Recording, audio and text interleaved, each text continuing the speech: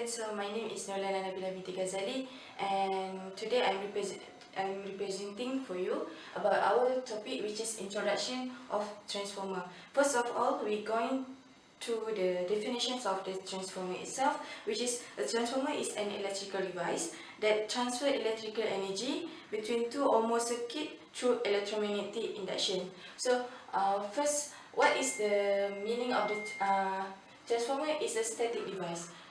The definition of the static device is a device that converts one type of energy without physical movement, which is when we locate the transformer, we can easily change the locations. So the word transformer comes from the word transforms. The transformer is not an energy conversion device, but it is a device that can change the electrical power at another voltage level through the action of the magnetic field, but with a proportional increase or decrease in the circuit ratings without a change in frequency.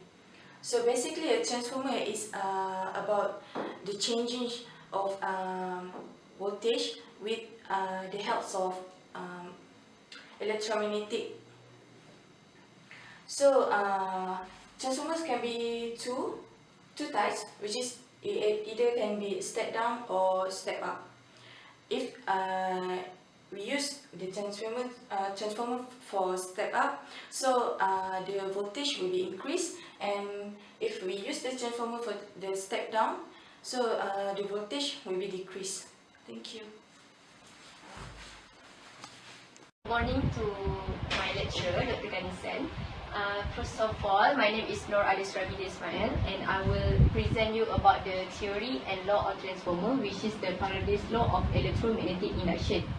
Okay, first we know that the working principle of transformer is depends on the Faraday's law of electromagnetic induction, which is we know that Faraday's law stated that the rate of change of flux linkage with respect to time is directly proportional to the induced EMF in a conductor or a coil. And then we know that the Faraday's law is being introduced by the Michael Faraday, which is the English physicist in 1831. He said that when the change of the magnetic field, area of the loop, and also the angle of the rotation can affect the change in the magnetic flux. And then because of the change in magnetic flux, when we follow the Faraday's law, we can see there is a change in the induced EMF. Okay, so now I will explain a little bit about the working, how the transformer is work. And then this is the same example of the application of the transformer, which we can see that we provide some and supply voltage to the primary coil, and then there is a current flows through it, and then it will make a change of current, and then it also make the change in the magnetic field, which is it will induce the alternating voltage into the secondary coil, and also induce the alternating current in the circuit of the secondary coil, so that it will happen the induced current in the transformer. Okay, okay, that's all from. Okay, hi, Assalamualaikum. My name is Muhammad Nur Hakim Muhammad. I'm from 3SSCF. Okay, first of all, today I would like to present about the self-induction and mutual induction in transformer. And at the end of the presentation, I also would like to present about the basic operation of the transformer. So, by the definition, the self-inductance is the induction of a voltage in a current carrying wire when the current in the wire is changing, and the magnetic field created by a changing current in the circuit itself induce a voltage in the same circuit. So the definition of the mutual inductance also the phenomenon in which a change of current in one coil causes an induced EMF in another coil placed near to the first coil. So if you see the diagram that I have drawn before, for self-inductance, when we supply an AC current, the coil will produce a magnetic flux. So the equation that we get is the self-inductance is equal to EMF is time with negative L and time with the rate of change of current. So if you notice that we have the negative signs for this equation. This is due to the Lenz's law, which is when the same magnitude but the different polarity of the supply voltage. That's why we put a negative sign. So for mutual inductance, when the current is passed through the first coil, and it will produce a EMF that will causes to the second coil. So from this phenomenon, we can get the equation, which is EMF2 is equal to M21 is times with the rate of change of current in coil 1. So it's same to the EMF1, which is equal to M12 is times with the rate of change in current 2. And the magnitude of the flux is directly proportional to the magnitude of the current. So this phenomenon is basically related to the Faraday's law, which is the EMF is directly proportional to the rate of change of flux leakage. So okay, we back to the basic operation for the transformer, which is basically the transformer is for to step down or step up the current. So this is given by the equation, which is Vp, which is primary coil, divided by Np, which is the number of turn of coil, is equal to the Vs over Ns, which is the secondary part. So if the Ns is greater than Np, it was the step up transformer. But for Np is greater than Ns, it will produce the Vp is greater than Vs, so it was the step down transformer. So since the high voltage carry in the wire are significantly greater than what is need in home, so transformer are also used extensively in electronic product to decrease, which is the step down transformer, to supply voltage to a level suitable for the low voltage circuit.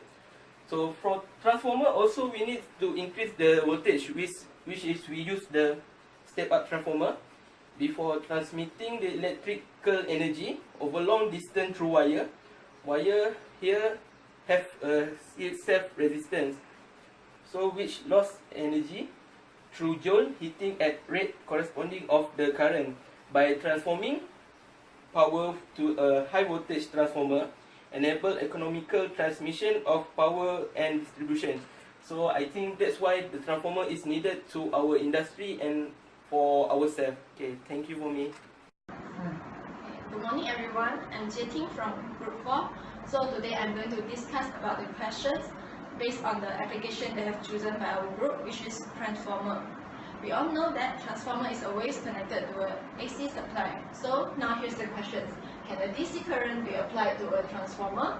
So the answer is no. This is because transformer works on the Faraday's law of electromagnetic induction. What did the Faraday's law state? Faraday's law states that when there's a change in magnetic flux, there will be an induced EMF.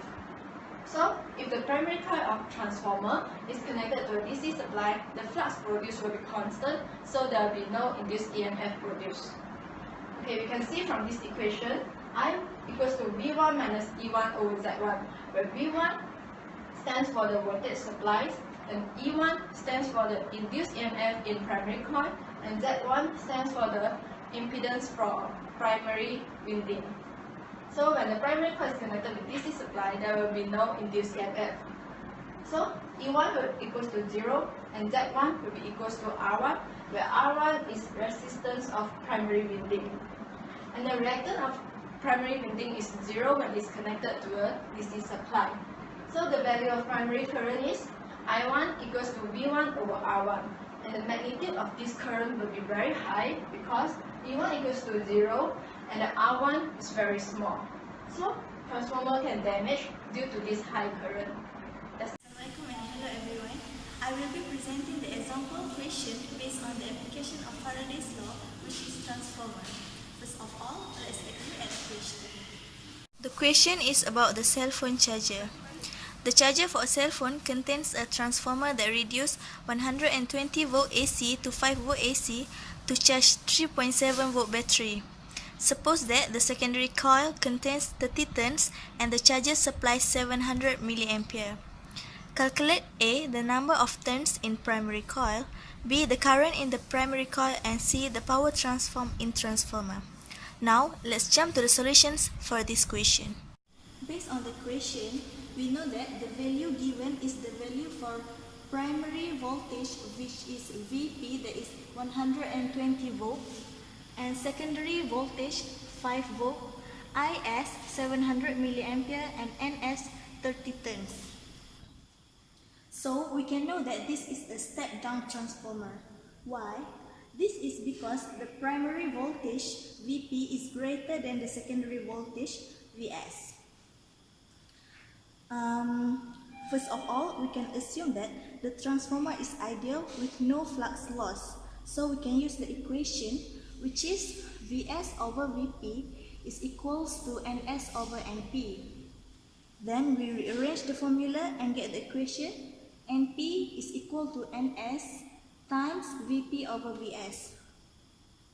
Next, we substitute the value given into the equation, and there you go, we get the answer for this question, which is 720 turns. For the next question, the current in the primary coil, Ip. We can use the formula Is over Ip is equals to Np over Ns.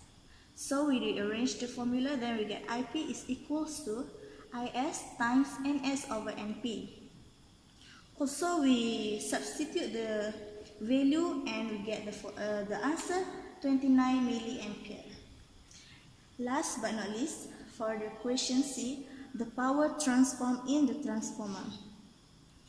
We use the equation P is equal to IV, and we calculate for both power for primary power and for the secondary power.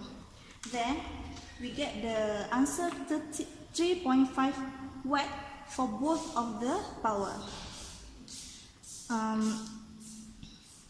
So we can know that PS is equal to PP.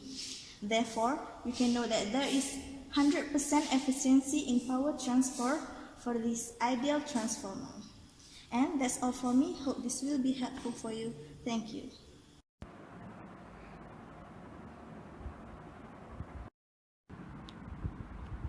Hi, so today I will explain the conclusion of the transformer. So the first one is V output, which is here, across the secondary coil depends on the ratio Ns over Np with respect to the V input, which is here, V input. Okay, Ns is the number of the coil in the secondary, which is here, and Np is the number of coil in primer, which is here. Okay, so next is the power of the primary is equal to secondary, and there is a loss of power between input and output coil of the transformer. So that means that there is power loss between output and input. So that's all from me. Thank you.